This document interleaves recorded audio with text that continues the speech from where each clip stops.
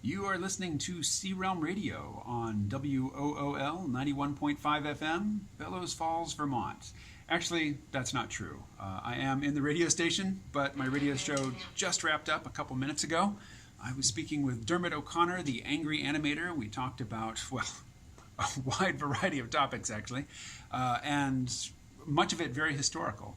And I can't begin to recap it right now. It will all be in the next installment of the Sea Realm Vault podcast. So I haven't put out a Vault episode in a couple weeks, and normally these radio shows would go up on the main Sea Realm feed, which is free for everybody.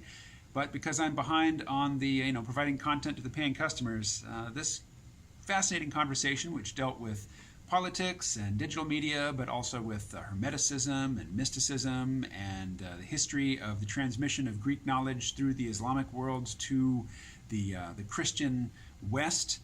That will be for a select audience, for the Sea Realm Vault audience. But right now, I'm just about to head on home again. I'm going to mention that I am in the second full day of a fast. And I have fasted, I've practiced intermittent fasting for years, where I would eat all of my calories within a single 5-hour window each day and then fast for 19 hours. And I had really great success with that for a while until I stopped actually making a note of the start and stop time and just tried to wing it. And then things started to slide. And then I went on a ketogenic diet, which I was on it for the better part of a year. It went pretty well, but then when I got off the ketogenic diet, I tried to go back to intermittent fasting, but I drifted into a practice that if you look for it online, you can find it. It's called fat fasting, which is to say that you confine all of your non-fat calories to a particular window each day, but then in your fasting period, it's permissible to drink heavy cream or MCT oil or butter or basically really fatty substances are things that, because they don't kick you out of ketosis, they are okay to eat during the fasting period. And I didn't set out to do that. It's just that I put off eating until afternoon every day, but in the mornings I was drinking coffee with heavy cream and MCT oil, and sometimes drinking a couple pots of it before noon, which really is packing in a lot of calories. They're fat calories, so they don't get processed like carbs and starches and such, but still, the total number of calories that you take in each day matters. It's not a simple matter of calories in, calories out, but it does matter. And this, fat fasting by default is just not a workable plan. So I've decided to fast for a couple reasons. I mean, one of them is just purely, egotistical and cosmetic. I've put on a few pounds in recent months. I want to take them off again. And a prolonged fast, supposedly, is a good way to do that. This is the first time, though, that I have ever fasted for more than like 36 hours. The last time I ate, it's now Sunday afternoon. The last time I ate was Friday afternoon, and I didn't make a note of the time, but it's probably around 5 p.m., somewhere in there. So I didn't eat all day yesterday, Saturday. I'm not going to eat all day today. I'm not going to eat all day tomorrow. And then on Tuesday, I'll make a decision. And that decision will be whether or not to break the fast or let it go on another day. On Christmas morning, I'm going to go to a party where there's going to be lots of good food. I'm not going to break my fast by going to a party and gorging on holiday, food. So I want to break the fast at least a few days before Christmas, and preferably a good half week or more before Christmas, so that I can get back into the routine of eating, get my stomach, used to processing food again, and then go on Christmas morning and just eat with abandon, because it's the holidays and it's fun.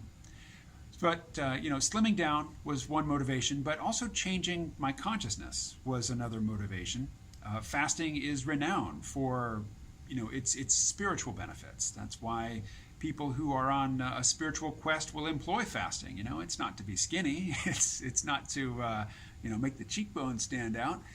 It's to access, it's to be closer to God, or, if God is not your thing, it's to be, to become more sensitive to certain energies or certain modes of thought. And what I've become more sensitive to is that, everybody who fasts will tell you this, and people who have never fasted probably have trouble believing it, but I haven't eaten, it's Sunday afternoon, I haven't eaten since Friday afternoon. I'm not the slightest bit hungry. But I have noticed over the course of the day, both Saturday and this morning, that food and eating is such a regular part of my routine that I just feel uncomfortable. It's like an unflushed toilet or something. It's just, this thing that I organize my day around. And I'm not necessarily thinking about food all day, every day, but, I am thinking about what am I going to have? What time am I going to eat? How am I going to fit this in with other activities that I have scheduled? And just not eating. Just, walking into the fridge, you're walking into the kitchen and opening the fridge and looking at it and realizing there's nothing in there for me. There's nothing for me to do with this appliance right now. Is not only weird, it's disconcerting.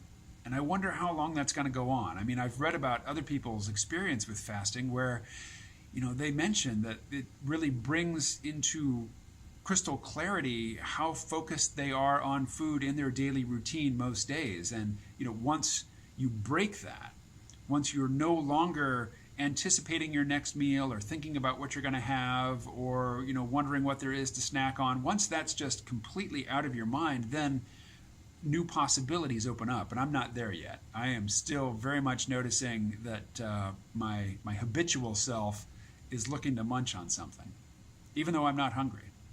And I suppose this is a good place to introduce the distinction between limbic hunger and somatic hunger. This comes from the Fast 5 diet, which was my introduction to intermittent fasting. And somatic hunger is when your body really needs nutrition. It needs sustenance. And this sort of hunger is painful. But I don't know if I've ever experienced somatic hunger. I certainly have been hungry before, but this is more what the author of this diet calls limbic hunger, which is to say the knowledge that eating would be pleasurable and the desire for that pleasurable experience, leads us to want to eat. And that wanting to eat because we know it will be pleasurable is limbic hunger. And intermittent fasting, when I first got on it, it really clearly demonstrated that limbic hunger is a thing because, I would be hungry. Like when I first started the Fast 5, as I was coming up to the feeding window, I was really eagerly anticipating eating. And I felt hungry then. But I didn't feel hungry at any other time. And now that I have been fasting for a couple days, I know I'm not hungry. I'm conscious of not having eaten, but I'm not in the least bit hungry. And I don't imagine that I'm going to stay on this fast long enough to feel genuine somatic hunger. I've read about other people's experience when they fast for 10 days or more. The first day they're hungry, thereafter they're not hungry until the hunger returns. But the hunger, when it returns, is a much more powerful hunger. And that is the signal that it is time to end this fast. Given the amount of fat on my body, I don't think I'm going to get there. So it goes. I mean, that's fine. And I don't really have a point that I'm working around to other than to say that that's what's on my mind right now. And hopefully, I'm going to keep posting these videos every day. Hopefully, over the coming days, I can report to you what it is like to be fasted and not thinking about food, to have the mind as well as the body opened up for things other than eating and digestion and excreting and cleaning up afterwards. I mean, that's a whole nother topic that I probably shouldn't go into.